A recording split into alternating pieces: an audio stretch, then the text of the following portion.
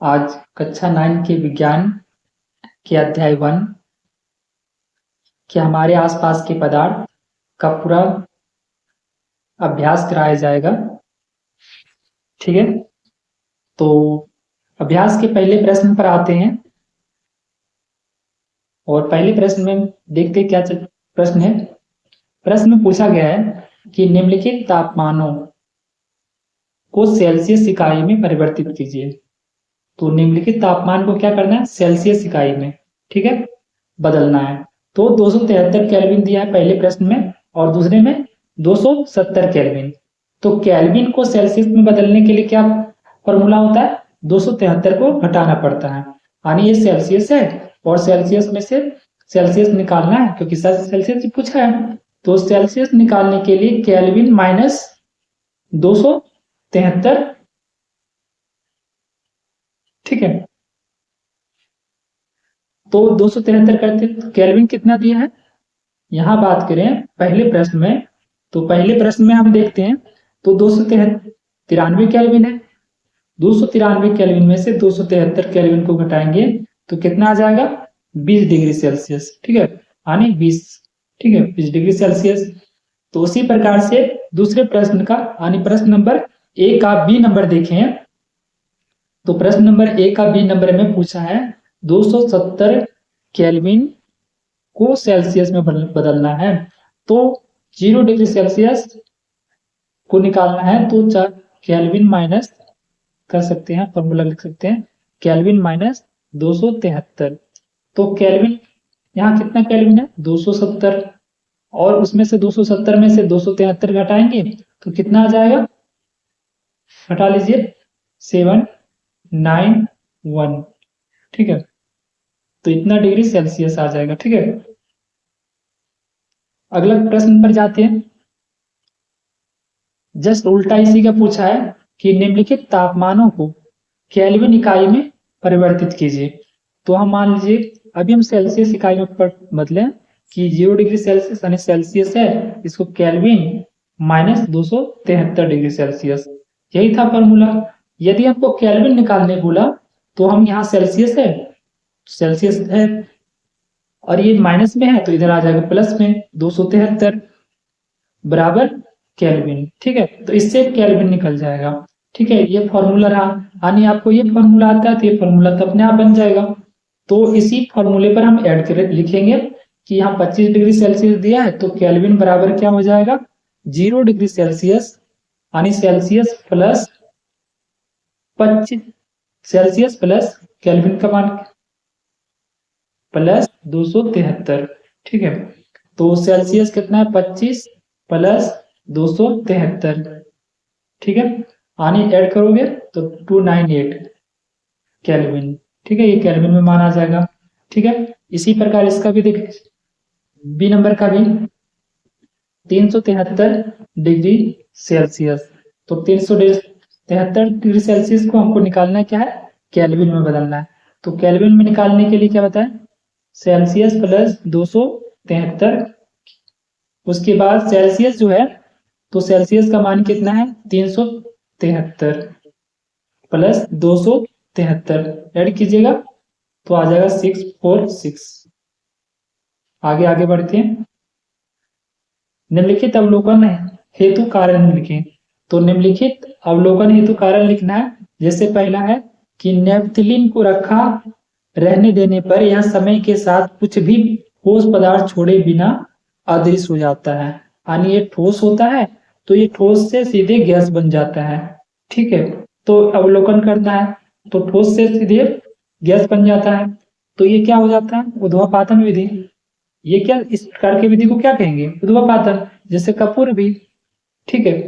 तो इसी आधार पर है प्रश्न। तो आगे हम देखते हैं। दूसरा प्रश्न में कह रहा है हमें इत्र की गंध बहुत दूर बैठे हुए पहुंच जाती है। ऐसा क्यों, क्योंकि बताए थे पदार्थ के कण क्या होते हैं, पदार्थ के कण में गतिज ऊर्जा होती है।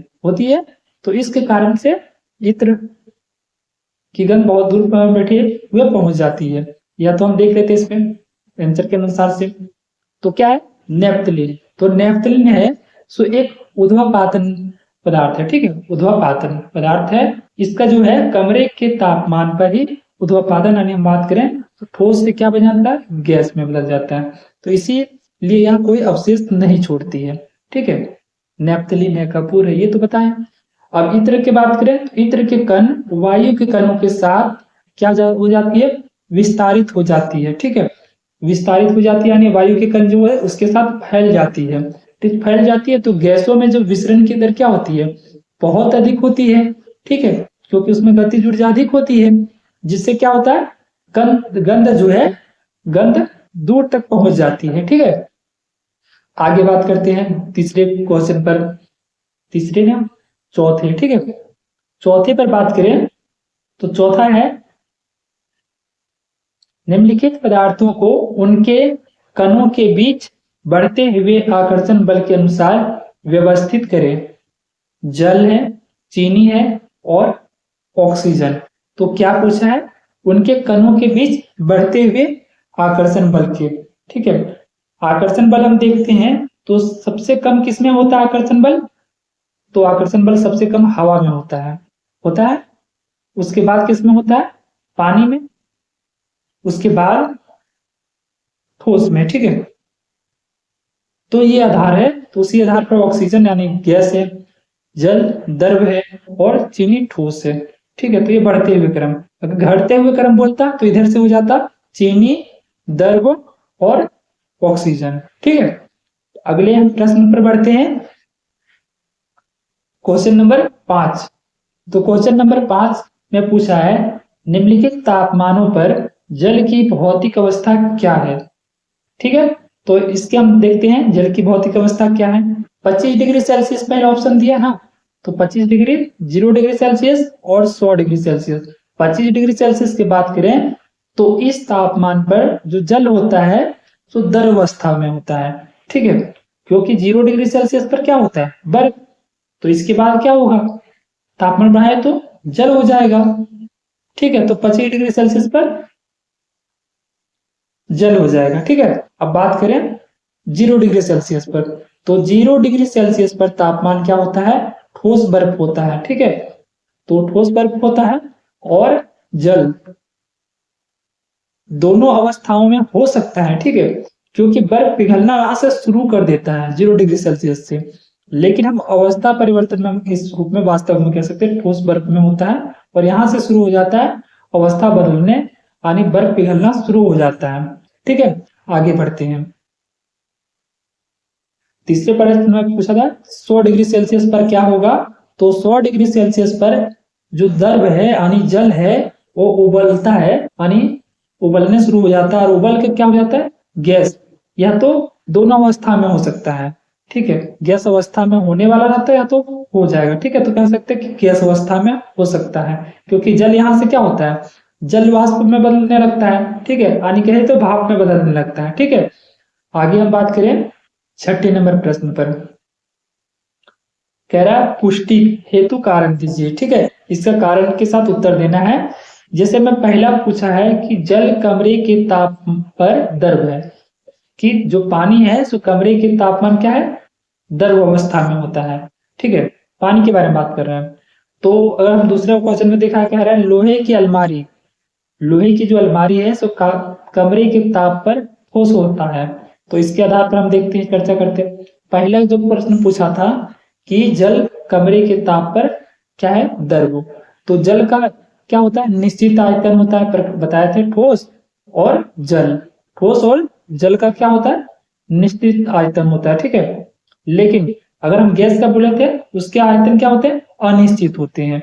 क्यों होते हैं, क्योंकि बर्तन की दीवारों पर दाब लगाते हैं इधर भी, तो ये अनिश्चित आयतन होते हैं। लेकिन हम अभी जस्ट बात किए कि ये क्या है, जल का आयतन निश्चित होता है, लेकिन निश्चित आकार नहीं होता है। आयतन निश्चित होता है, ये आयतन की बात करें तो निश्चित होता है, ठीक है, लेकिन आकार के निश्चित नहीं होता है, ठीक है। तो आगे बात करें, यह जिस बर्तन में रखा जाता है उसी का आकार ले लेता है और यह बह सकता है, इसीलिए यह द्रव है। बह सकता है इसीलिए इसका आकार नहीं हो, माने ये किसी निश्चित आकार नहीं होता है, ठीक है, जल का, और इसी कारण से ये कह सकते हैं कि ये द्रव है। आगे बात करें दूसरा प्रश्न की, क्या पूछा था? लोहे की अलमारी कमरे के ताप पर ठोस है। तो लोहे की अलमारी कमरे के ताप पर ठोस है, तो ये देखते हैं। तो लोहे की अलमारी का आकार और आयतन क्या होता है? दोनों निश्चित होता है। जल का हम देखें तो आयतन तो निश्चित था, ठीक है, आयतन तो निश्चित था इसका, लेकिन आकार निश्चित नहीं था, ठीक है, क्योंकि इसमें जल में क्या होता है, पानी में क्या होता है, बहाव का गुण होता है। और ये लोहे की अलमारी क्या है, इसका आयतन और आकार एक जैसा फिक्स रहेगा, निश्चित होता है। तो यह कठोर भी होती है, बहती नहीं है, तो इसलिए क्या कह सकते हैं कि यह ठोस है, ठीक है। आगे हम समझते हैं 7वें नंबर प्रश्न को। तो 7वें नंबर प्रश्न है, कह रहा है कि 273 केल्विन पर, ठीक है, 273 केल्विन पर जिसका ये क्वथनांक होता है, जल का क्वथनांक कितना होता है? 273 क्वथनांक, ठीक है। वही कह रहा है 273 केल्विन पर बर्फ को अगर ठंडा करने पर, ठीक है, तथा जल को इसी तापमान पर ठंडा करने पर शीतलता का प्रभाव अधिक क्यों होता है, ठीक है। अगर हम कह रहा है बर्फ को अगर ठंडा करते हैं और जल को इसी तापमान पर क्या करते हैं, ठंडा करने पर शीतलता क्यों होता है, तो हम देखो 273 केल्विन पर, यानी 273 केल्विन यानी कहें तो 0 डिग्री सेल्सियस, ठीक है। इस पर बर्फ पिघलने के लिए हमारे शरीर क्या करती है, ये आसपास का वातावरण से, जैसे हम पिछले क्लास में हम बताए थे कि सबसे पहले लेसन को बताया पढ़ाया था, उसमें डायग्राम के माध्यम से बताया था, हथेली का उदाहरण हाथ से अवशोषित कर लेती है उष्मा, तो वही उसमें क्या था, संलयन की प्रसुप्त उष्मा, ठीक है, लेटेंट हीट ऑफ फ्यूजन, तो इसमें बताए थे कि कैसे होता है, तो ठीक है, उसमें समझ सकता है इसमें नोट के अनुसार कि इस उष्मा के अनुसार से के बराबर, संलयन की प्रसुप्त उष्मा के बराबर उष्मा क्या करती है, अवशोषित करती है, ठीक है। जबकि उसी तापमान पर जल ऐसा नहीं करता है, जल क्या करे, ऐसा नहीं करेगा। अधिक उष्मा अवशोषित करने के लिए क्या चाहिए, अब अधिक अवशोषित करने के कारण बर्फ जो है सो अधिक शीतलता प्रदान करती है, ठीक है। बर्फ है, बताए थी हथेली पर जैसे बर्फ रखा हुआ है, ठीक है, तो इस पर बर्फ रखा गया है, तो ये हथेली के आसपास के से उष्मा अवशोषित कर लेती है, तो इससे क्या हो जाता है, अधिक शीतलता उत्पन्न करती है, ठीक है। तो इसी आधार पर है।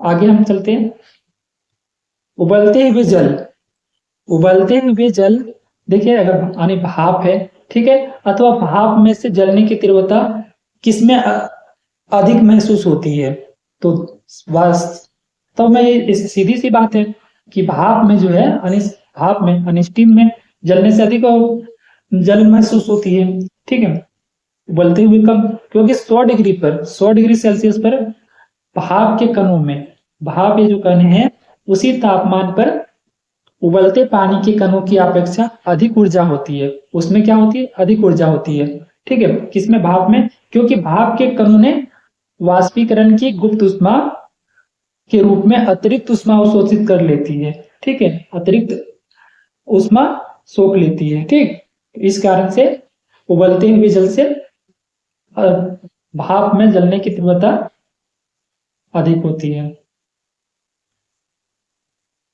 आगे समझते हैं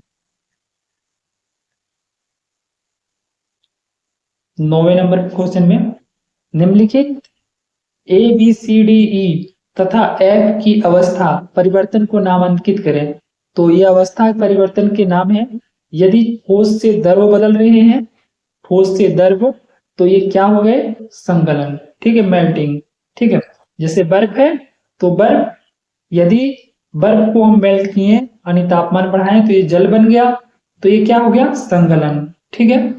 और द्रव से अगर गैस बन रहा है, द्रव से गैस, जैसे में ये द्रव पानी है और पानी से क्या बना रहा है, गैस, ठीक है, पानी, सॉरी, पानी यानी क्या है, जल, तो जल से गैस बन रहा है, तो इसको क्या कहेंगे, जैसे भाप उड़ रहा है तो इसी को हम कहेंगे वाष्पीकरण, ठीक है, वेपोराइजेशन, ठीक है, ठीक है। हम अगर उष्मा और दिए यानी अभी बताएं ठोस था, ठोस में से और उष्मा दिए तो द्रव हो गया, द्रव को और उष्मा दिए तो गैस बन गया, ठीक है। तो ये आगे बढ़ते हैं, गैस से द्रव की अवस्था, ठीक है, अभी तो गैस है, ठीक है, गैस के रूप में मान लो, बादल के रूप में है, ठीक है, बादल के रूप में, फिर बादल के रूप में बारिश से इस रूप में है, तो हम इसको क्या कहेंगे, गैस से द्रव की अवस्था को क्या कहेंगे? संघनन। ठीक है, कंडेंसेशन। ठीक है, संघनन के कारण से। तो ये आगे हम समझते हैं। फिर चौथे नंबर, ठोस द्रव से ठोस के लिए। द्रव से ठोस यानी पानी है, पानी का बोतल है या तो कोई भी रखें, फ्रिज में रखें तो क्या हुआ? ठोस बन गया, यानी बर्फ के रूप में बहुत समय तक रखें तो ये ठोस के रूप में ठंडे हो। तो हम अगर द्रव है तो इसको हम क्या करते हैं? जमा देते हैं, मेल्टिंग कर देते हैं, या तो फ्रीजिंग कर देते हैं, सॉरी फ्रीजिंग कर देते हैं। तो इसी को कहते हैं जमना। ठीक है, आगे समझते हैं। ठोस से गैस, ठोस से सीधे गैस बन रही है यानी ऊर्ध्वापातन।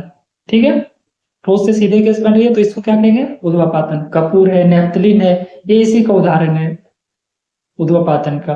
और अगर गैस से आप सीधे ठोस बना रहे हैं, जैसे मान लो कि ये क्या है? ये ठोस है, और ये यानी ठोस के लिए हम एग्जाम्पल मान लेते हैं कपूर या नेफ्थलीन। कपूर ले लेते हैं और ये गैस बन जा रहा है। ठीक है, सीधे कुछ क्या है? कपूर द्रव अवस्था में आए बिना सीधे गैस में बदल जाता है। राख तो द्रव अवस्था में आए बिना तो ये कपूर है। तो ये अगर इसे गैस से फिर हम इसको ठोस में ला रहे हैं, गैस से फिर इसे ठोस में ला रहे हैं, तो इसी को कहते हैं निक्षेपण। ठीक है, गैस से फिर वापस उसी अवस्था में लाने को हम कहते हैं निक्षेपण। तो आज का टॉपिक इसमें समाप्त हुआ। इसका अभ्यास के प्रश्न सभी समाप्त हो गए। ठीक है।